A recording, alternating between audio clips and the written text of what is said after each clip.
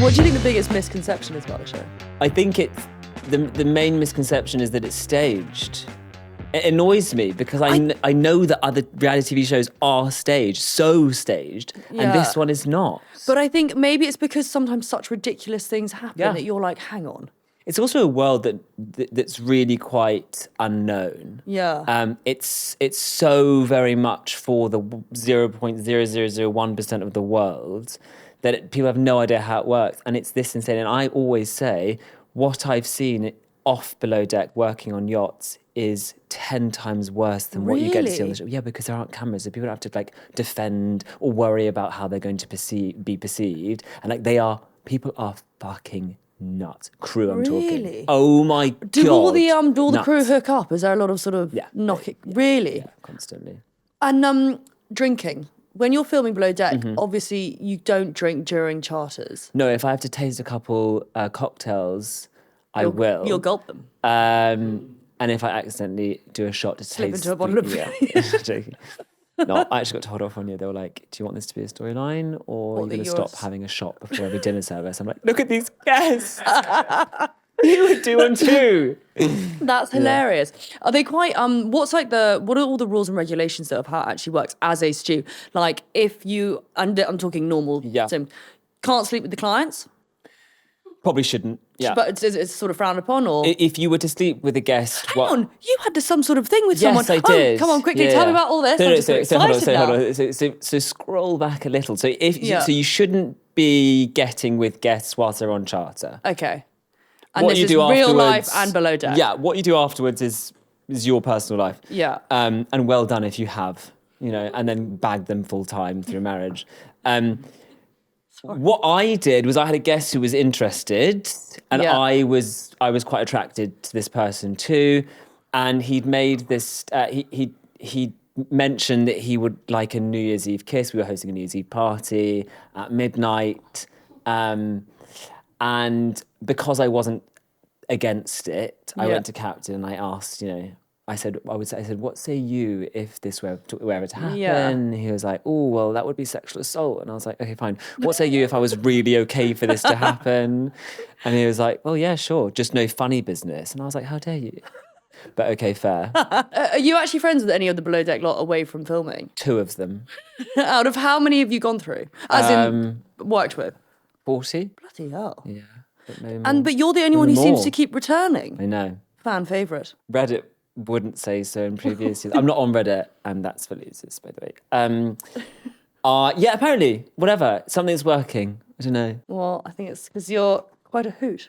You've just wrapped season 12 of Below Deck. What were the most outrageous moments from this season? I think the drunk guest being escorted off the vessel and arrested was pretty up there. And then another one was one of my deckies claiming that he'd slept with a charter guest at the beach picnic that I was hosting with her husband about 3 meters away from me. No, had he?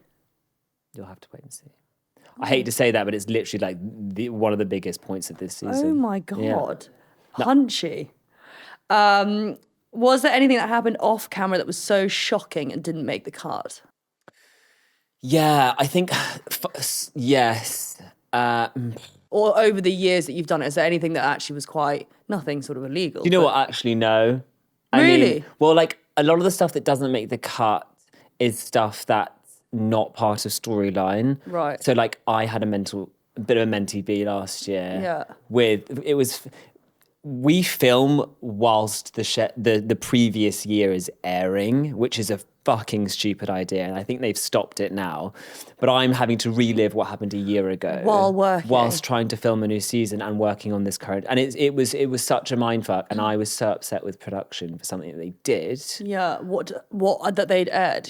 Something that they had picked a side over something, which really affected me mentally because it wasn't correct. It wasn't even a side. It was they didn't show anything of something that happened and then just went with other as you know, they just do that. I thought it was really unfair.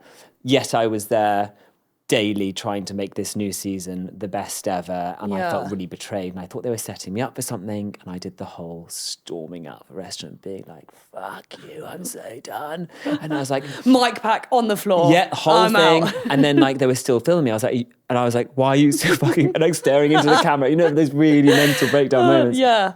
And then this poor handler who was beside me, because she had to follow me, grabbed her, was hugging her, and I was like, well, you're going to film her too, are you? Like, so embarrassing looking back. Yeah, and she was like, oh my God, stop.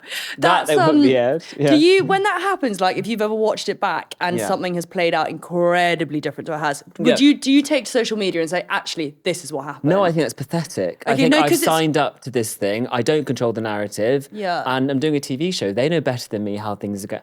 Listen, if anyone wants to make me a villain, go for it. People do like the villain. Well, they or the old slapper sometimes. But do you know? But like, if they want to go with that narrative, you just kind of have to go with it. Yeah. Not that I'm going to then, therefore be more of an asshole. I'm going to always stick the same. But at the end of the day, they're trying to sell a show, and I get paid if that show does well. So go for gold, bitch. Good mentality. I think a few people should take on that. Who were the craziest clients you ever had? Craziest clients of this season, that woman who I threatened to break her neck. And I think she said I'm going to break her jaw.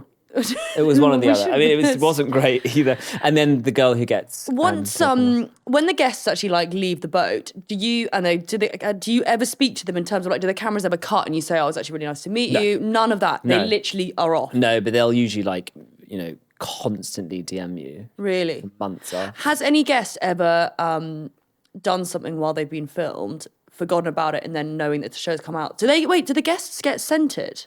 No.